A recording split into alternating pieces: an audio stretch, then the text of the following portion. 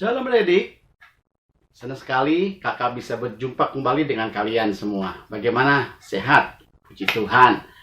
Pagi hari ini sebelum kita mulai ibadah kita akan bersama-sama masuk di dalam permainan atau game. Nah, adik-adik, sebelum kita mulai, kakak mau kalian bersiapkan alat-alat tulisnya.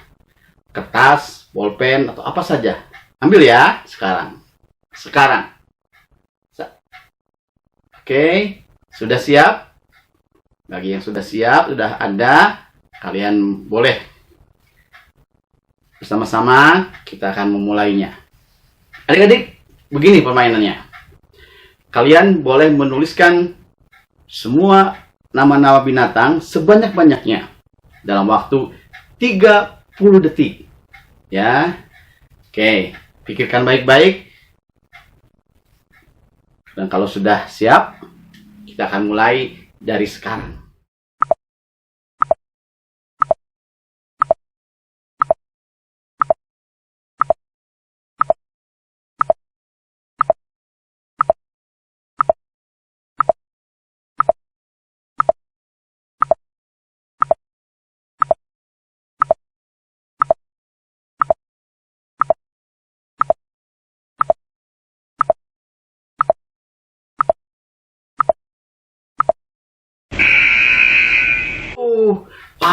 Sudah selesai. Kakak mau tahu berapa banyak dari kalian yang sudah menuliskan nama-nama binatang? Berapa banyak? Ada yang 10? Banyak. Ada yang lebih dari 10. Puji Tuhan. Berarti kalian punya imajinasi yang hebat. Ya. Ada yang cuman 7? Nggak apa-apa. Ada lagi 5? Nggak apa-apa juga. Ya. Adik-adik, permainan berikutnya, kalau sudah kalian menuliskan nama-nama binatang, kalian tunjukkan nama binatang yang terakhir. Oke. Kalau kalian menuliskan nama binatang yang terakhir itu apa ya? Misalkan kalian menuliskan nama yang terakhir adalah semut. Nah, adik-adik, kalau kalian temukan kata semut atau binatang yang lain, saatnya sekarang kita mau tahu sifat semut itu seperti apa. Ya, kalian tuliskan semut itu nama sifat yang baiknya apa ya? Oke, contohnya ini semut. Semut itu sifat yang menonjolnya adalah rajin, adik-adik ya. Nah, contohnya. Kalau binatang yang lain bagaimana? Misalkan kalau ketemu dengan nama binatang anjing. Anjing ini adalah bukan hanya galak, tapi yang paling menonjol, anjing itu setia. Oke. Ada lagi, apa misalkan, binatang yang paling besar. Gajah misalkan. Gajah itu badannya besar, kuat. Tapi yang bukan hanya kuat dan besarnya aja, tapi sifatnya adalah penurut. Nah, oke. Itulah adik-adik permainan kita pagi hari ini. Dari permainan ini kita mau belajar bahwa bentuk binatang mungkin berbeda-beda. Binatang itu sifatnya liar. Yang sering kita lihat mungkin menyeramkan, ada yang galak, ada yang buas, ada yang imut, ada yang lucu. Tapi kita tidak hanya melihat itu saja, tapi kita melihat bagaimana sifat binatang yang baiknya. Contoh seperti tadi ya, anjing walaupun galak, tapi dia itu setia. Adik-adik, hari ini mengajarkan kepada kita bahwa Tuhan pun seperti itu. Dia melihat kepada kita bukan dari apa yang dia dilihat. Kalau orang melihat rupa, tapi Tuhan melihat hati. Ya, sifat yang baik dari kita, Tuhan selalu melihatnya itu menjadi kebaikan. Puji nama Tuhan. Adik-adik, kita akan melanjutkan acara berikutnya, ibadah kita pagi hari ini. Silahkan adik-adik mengikutinya dengan sungguh-sungguh. Haleluya. Shalom. Shalom adik-adik, apa kabar hari ini? Luar biasa kan? Siapa yang luar biasa? Tuhan Yesus ya. Nah, sekarang kita mau mulai sekolah minggu kita. Tapi sebelum kita mulai, kita mau berdoa dulu ya. Yuk kita bangkit berdiri. Sebelumnya kita akan angkat pujian ya. Lipat tangannya, tutup matanya.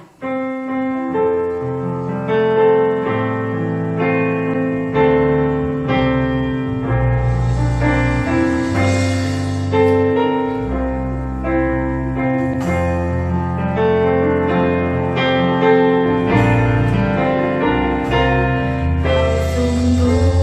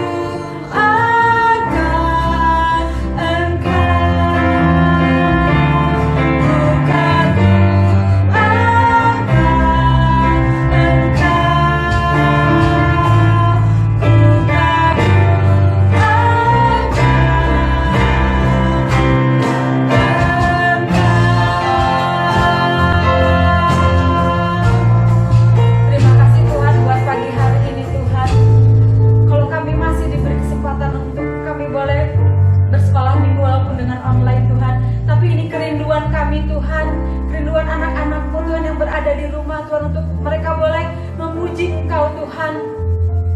Mari Tuhan dengarkan kerinduan mereka Tuhan. Tuhan, kami akan pakai tangan kami, mulut dan kaki kami untuk kami memuliakan nama-Mu Tuhan. Kau berkati Tuhan teman-teman kami Tuhan yang melayani pada pagi hari ini. Biarlah mereka boleh mendapatkan berkat yang luar biasa Tuhan. Terima kasih Tuhan, kami katakan kami siap untuk memuji nama Engkau Tuhan. Dalam nama Tuhan Yesus kami berdoa dan mengucapkan syukur kami. Haleluya. Amin. Nah adik-adik, Tante mau tanya nih. Kira-kira siapa yang pernah diganggu sama teman adik-adik? Sampai adik-adik pengen mukul atau pengen ngebales perbuatan jelek mereka. Ada nggak yang pernah diganggu? Nggak ada ya? Oke. Nah, Tuhan Yesus juga mengajarkan kalau kita tidak boleh membalas. Walaupun digoda gimana pun, tetap ngelihat Tuhan Yesus ya. Yuk, walaupun iblis menggoda, no ya. Yuk, bila iblis menggodaku. Semangat ya semua ya.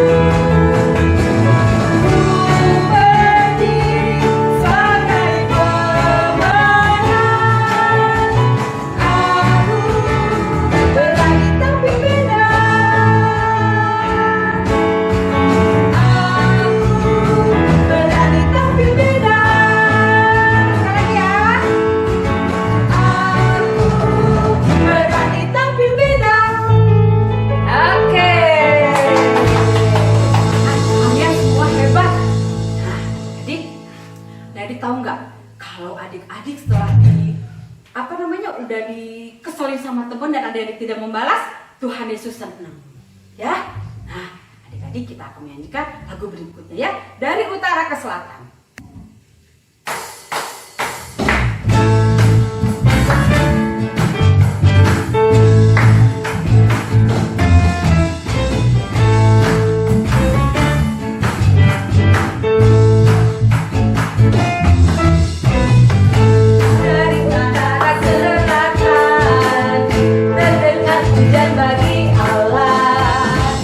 Dari barat sampai ke timur, nama Yesus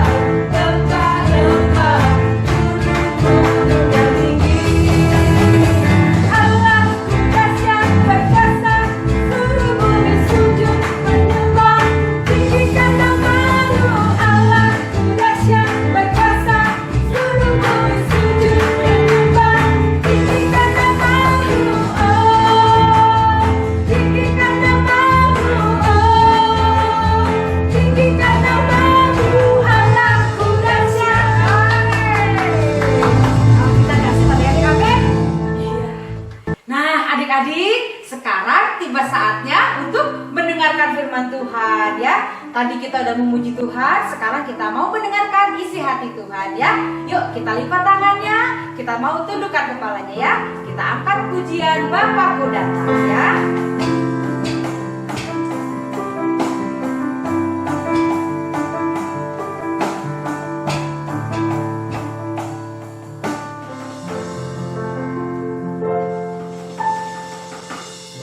Bapakku datang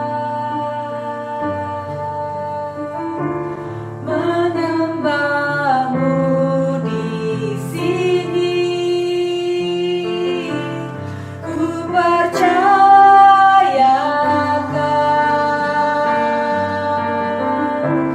ada bagiku.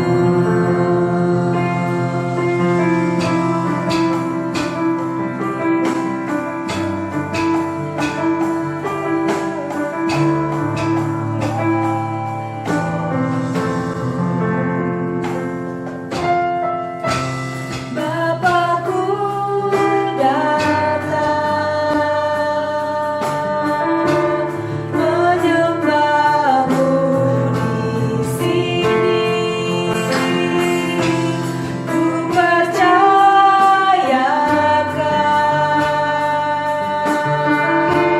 ada bagiku. Tak usah ku takut, sebab Kau sertaku. Tak usah ku bimbang, Kau di dalamku. Tak usah ku cemas, Kau menghiburku. Saat ku lemah, Kau kuatku. Ku nyanyi haleluya,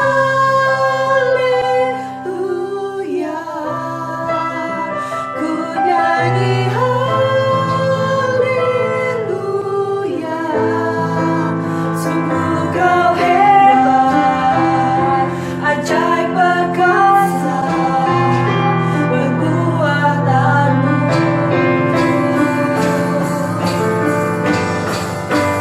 Ku nyanyi haleluya, ku nyanyi haleluya.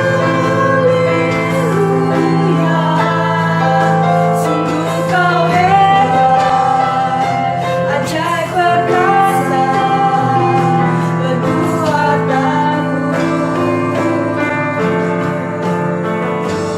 Di hidupku kita akan nyanyikan lagu ini dari awal.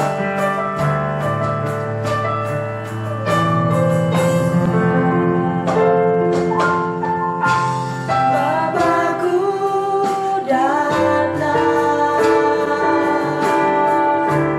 menyembahmu di sini. Ku percayakan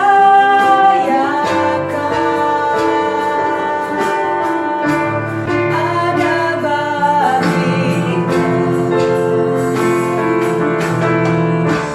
Tak usah ku takut, sebab Kau sertaku. Tak usah ku bimbang, Kau di dalamku. Tak usah ku cemas, Kau menghiburku.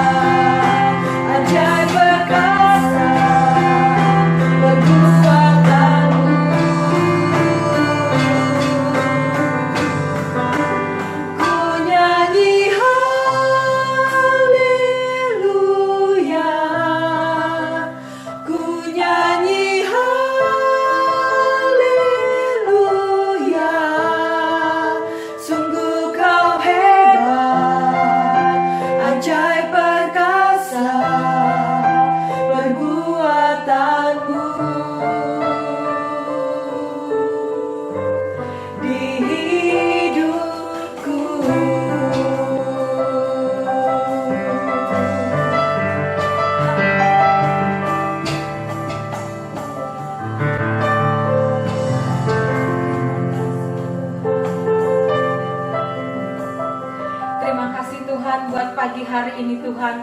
Kalau tadi kami boleh memuji Tuhan, memuliakan nama Tuhan dan mengeluh-elukan Tuhan. Kini saatnya Tuhan kami akan mendengarkan firman-Mu. Berbicaralah Tuhan. Ubahkan hati kami Tuhan, sesuai dengan kehendak-Mu Tuhan.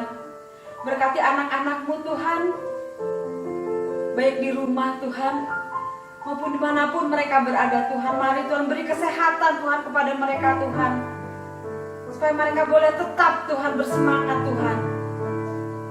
Terima kasih Tuhan, terima kasih Tuhan. Kami akan siapkan hati kami. Kami akan siapkan Tuhan seluruh jiwa kami Tuhan. Terima kasih Tuhan, terima kasih Tuhan. Di dalam nama Tuhan Yesus kami berdoa dan mengucapkan syukur kami. Haleluya, amin. Selamat pagi anak-anak. Ya, senang sekali Ibu Guru bisa berjumpa lagi dengan kalian. Bagaimana ibadah online-nya? Semua bisa mengikuti?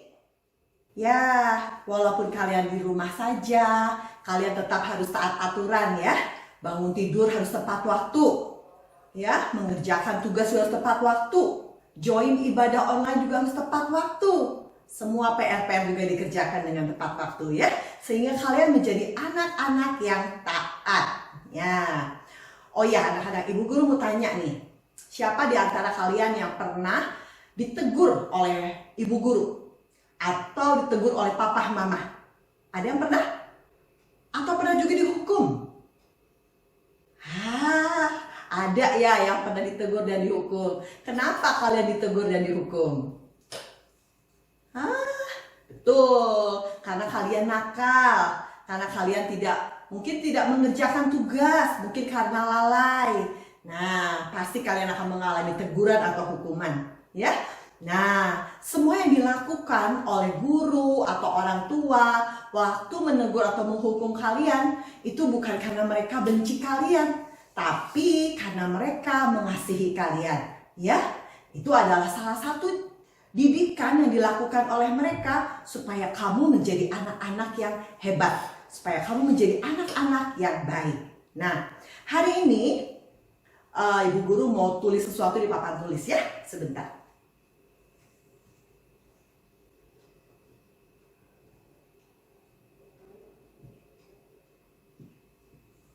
Nah, kalau kalian melihat tulisan ini, Allah suci.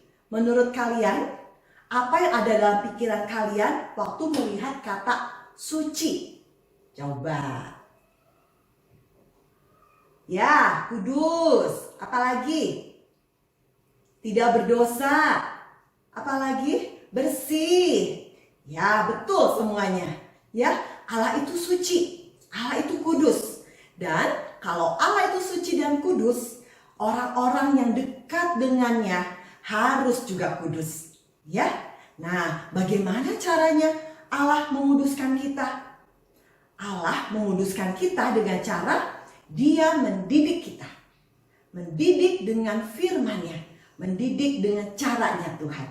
Ya, hari ini kita akan belajar dari firman Tuhan peristiwa-peristiwa siapa saja yang melanggar kekudusan dan apa akibatnya bila melanggar kekudusan.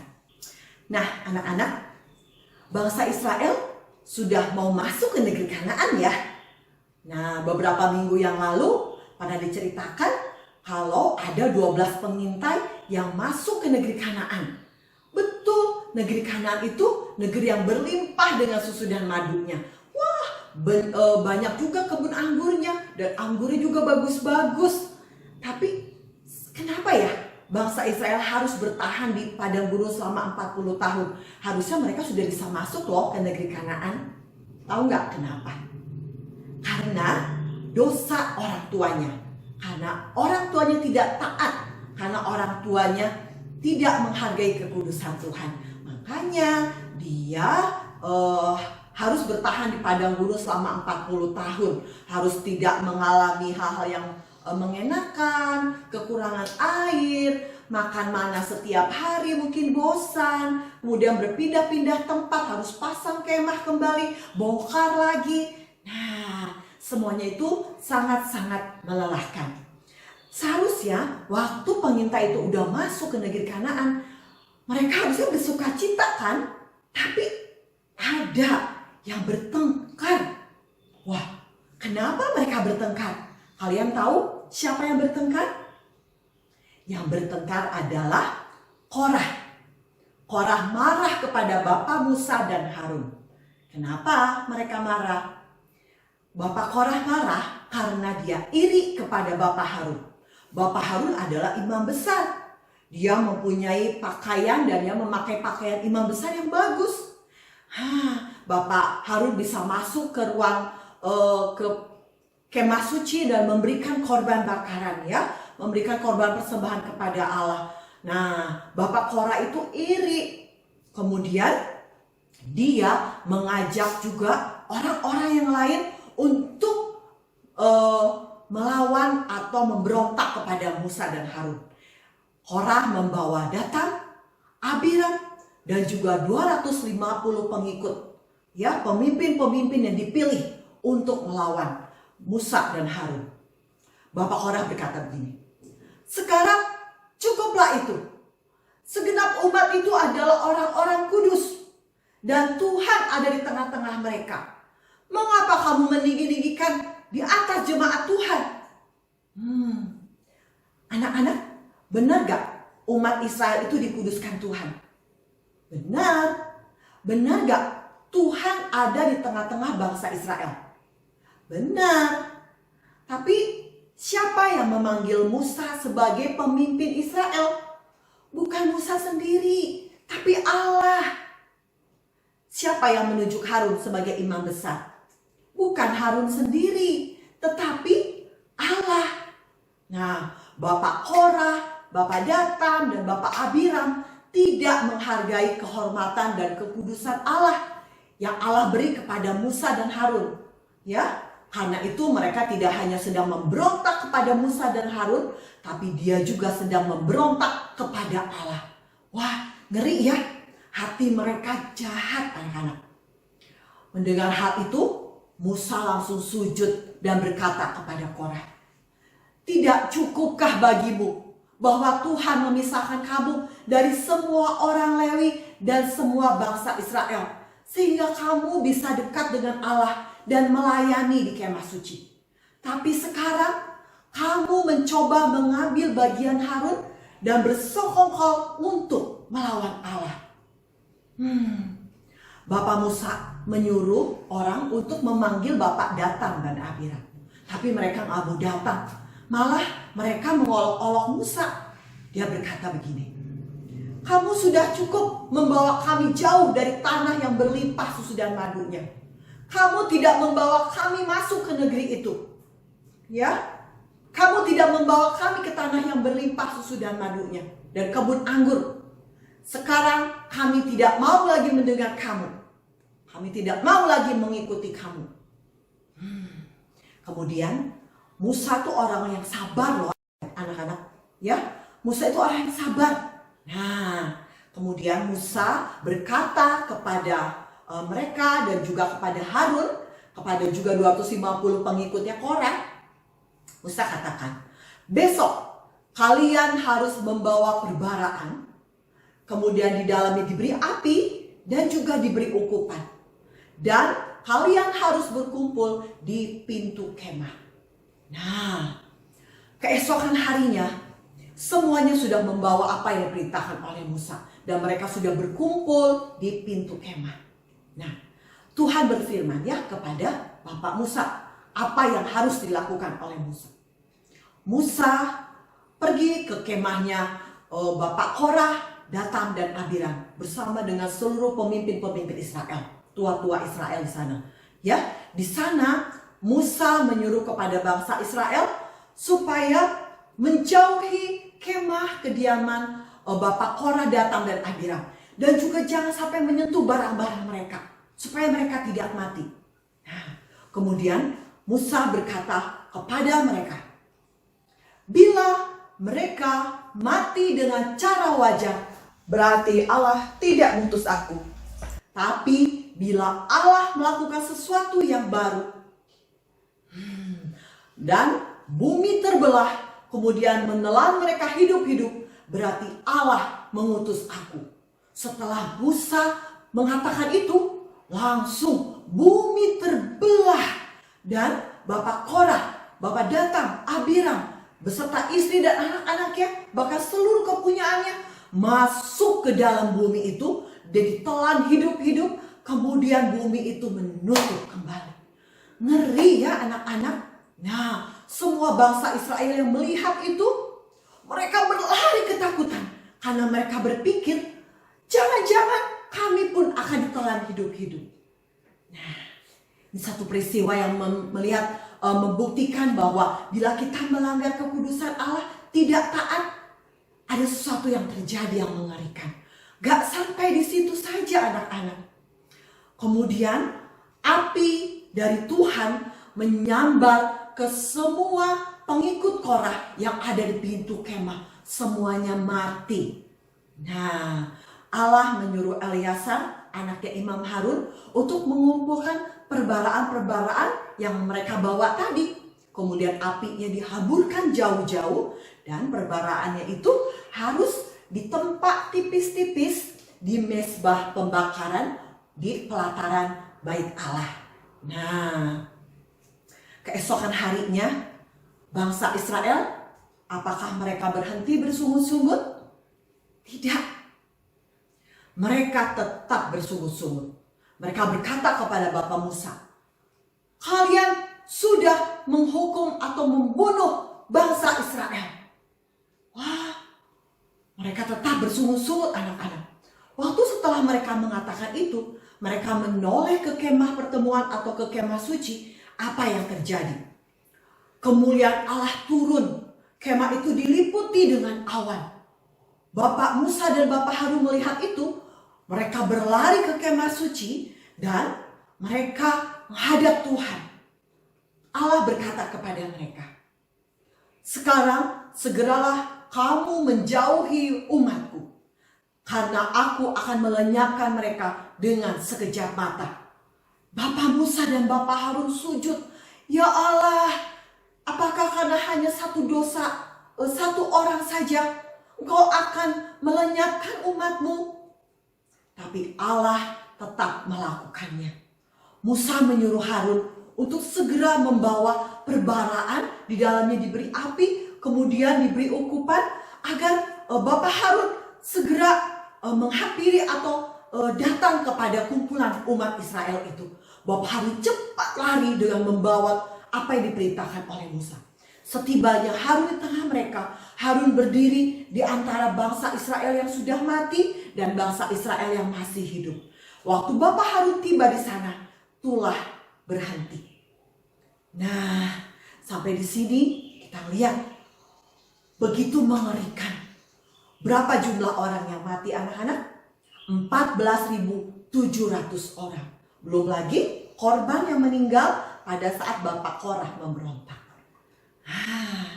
Bangsa Israel tetap bersungut-sungut siapa yang menjadi pemimpin yang dipilih Tuhan. Ya, Allah punya rencana. Bagaimana caranya agar bangsa Israel berhenti bersungut-sungut tentang siapa pemimpin mereka. Nah, Allah menyuruh Musa untuk mengumpulkan semua pemimpin-pemimpin dari suku Israel. Berapa jumlah suku Israel anak-anak? 12 suku Israel, ya. Semua pemimpin atau semua pemimpin suku Israel harus datang menemui Musa dengan membawa tongkat. Masing-masing tongkatnya harus diberi tulisan nama dari pemimpin suku tersebut. Untuk suku Lewi harus dituliskan nama Harun. Nah, semua tongkat-tongkat itu dikumpulkan oleh Musa.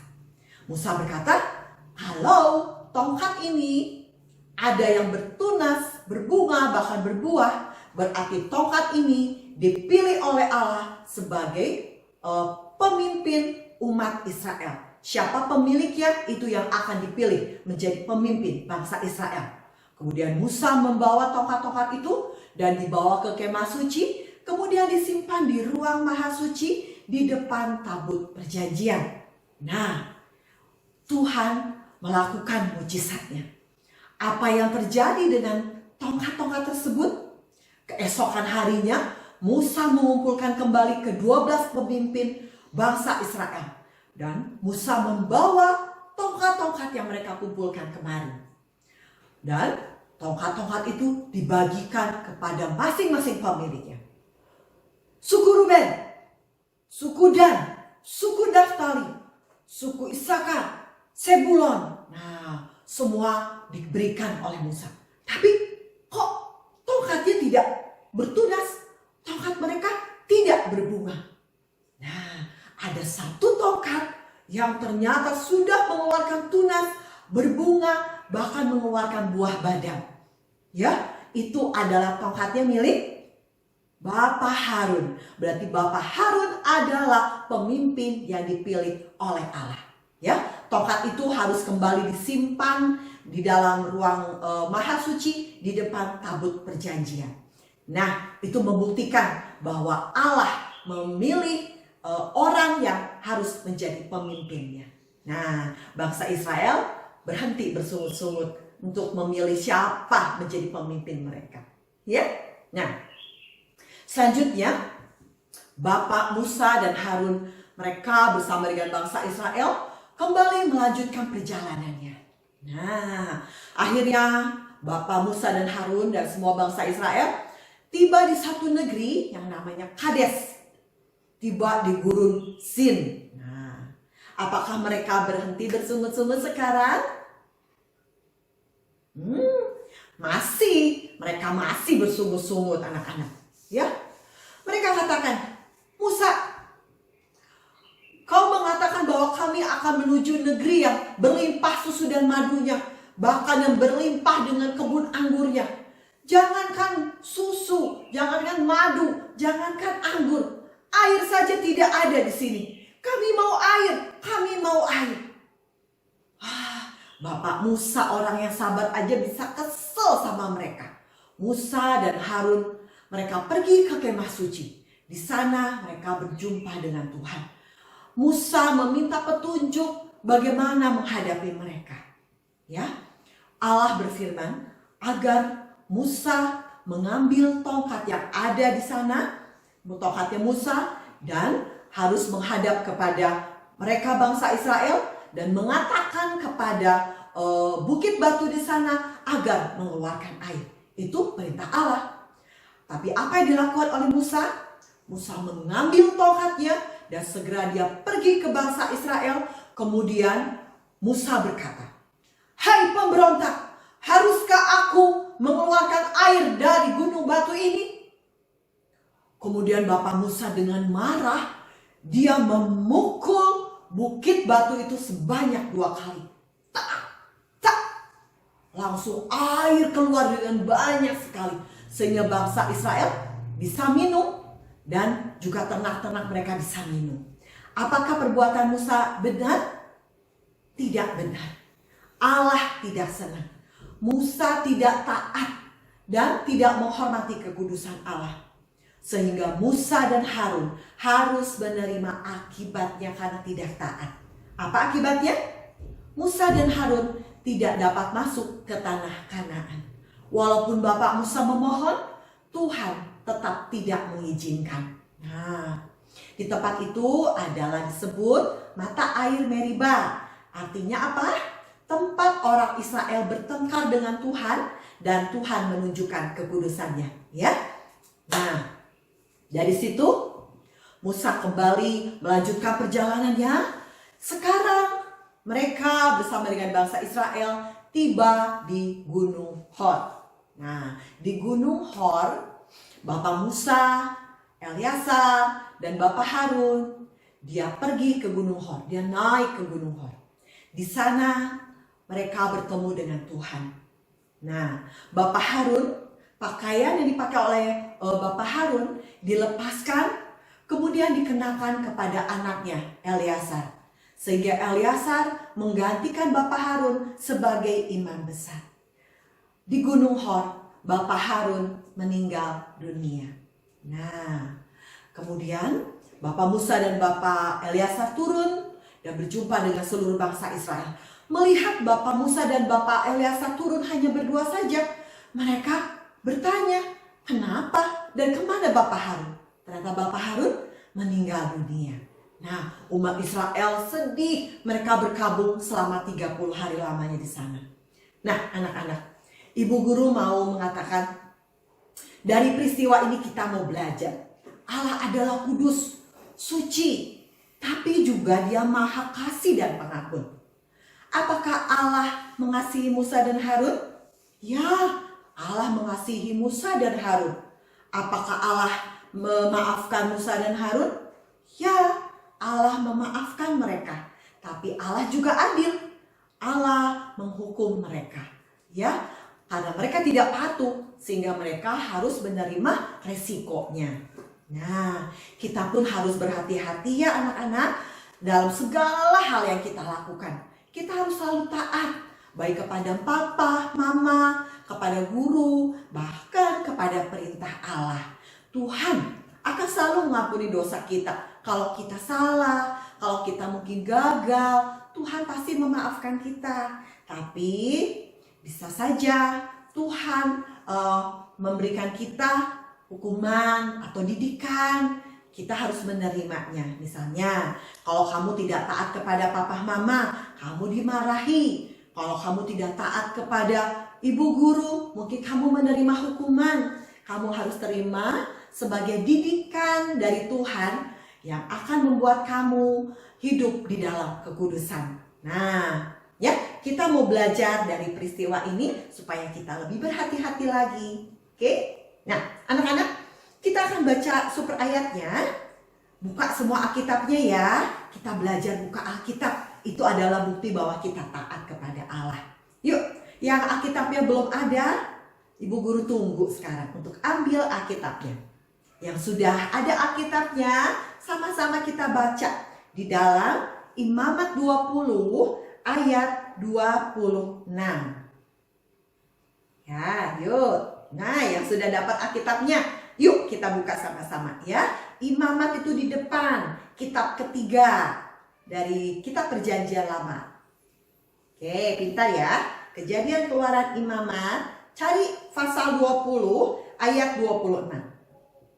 Ya, kita baca sama-sama. 2, 3. Kuduslah kamu bagiku, sebab aku ini Tuhan kudus. Dan aku telah memisahkan kamu dari bangsa-bangsa lain, supaya kamu menjadi milikku. Ya, sekali lagi kita menghafalkan ya. Yuk, super ayat.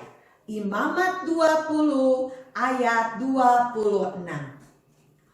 Kuduslah kamu bagiku, sebab aku ini Tuhan kudus. Aku telah memisahkan kamu dari bangsa-bangsa lain, supaya kamu menjadi milikku. Bisa?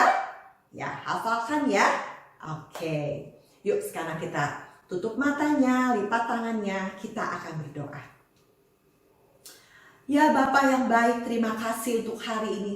Kami boleh dididik oleh Tuhan melalui firman-Mu, melalui peristiwa-peristiwa dari cerita Bapak Musa, di mana karena melanggar kekudusan Tuhan, mereka boleh menerima resiko yang berat ya Bapak. Tuhan, kami juga mau dididik supaya kami hidup di dalam kekudusan.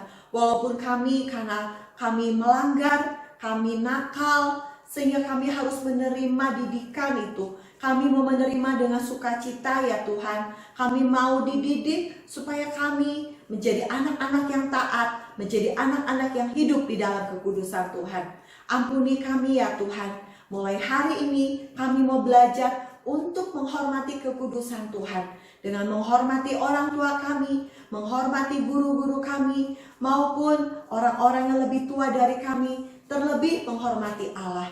Terima kasih ya Tuhan. Kami mau simpan firman-Mu dalam hati kami, agar firman itu boleh bertumbuh subur dan berbuah lebat. Terima kasih Tuhan. Di dalam nama Tuhan Yesus kami berdoa dan mengucap syukur.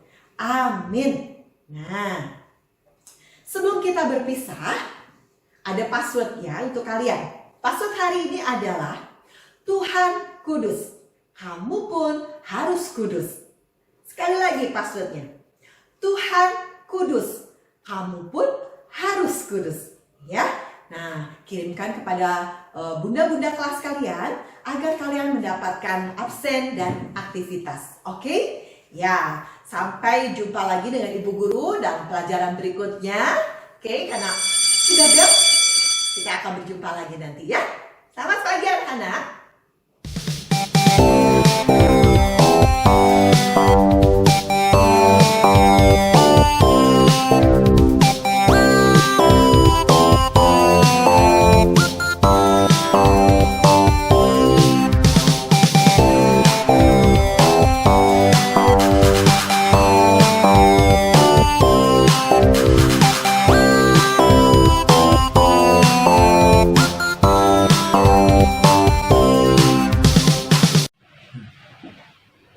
Mari adik-adik kita angkat kedua tangan kita untuk menerima berkat Tuhan. Tuhan memberkati engkau dan melindungi engkau. Tuhan menyinari engkau dengan wajah-Nya dan memberi engkau kasih karunia. Tuhan menghadapkan wajah-Nya kepadamu dan memberi engkau damai sejahtera. Kasih dari Allah Bapa menyertai kita sekalian mulai sekarang sampai selama-lamanya. Di dalam nama Tuhan Yesus Kristus, kita sama-sama katakan amin.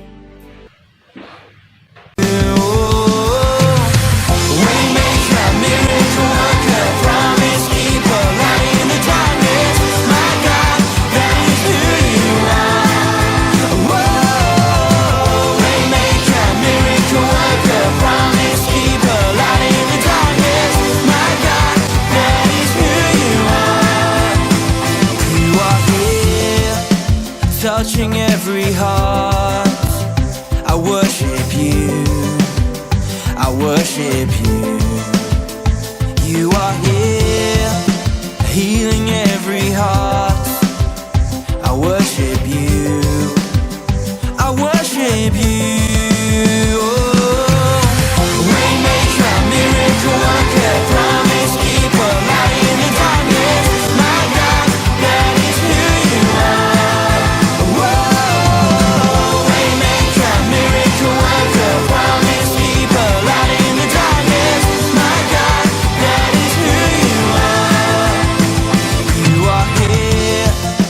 Turning lives around, I worship you, I worship you. You are here, mending every heart, I worship you, I worship you. Oh, Waymaker, miracle worker, promise keeper, light in the darkness, my God, that is who you are. Miracle worker, promise keeper, light in the darkness, my God, that is who you are. Whoa.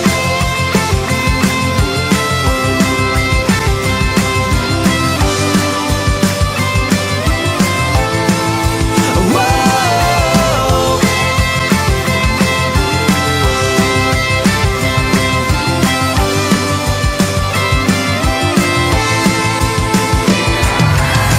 Waymaker, miracle worker, promise keeper, light in the darkness, my God, that is who you are. Sing it loud now. Waymaker, miracle worker, promise keeper, light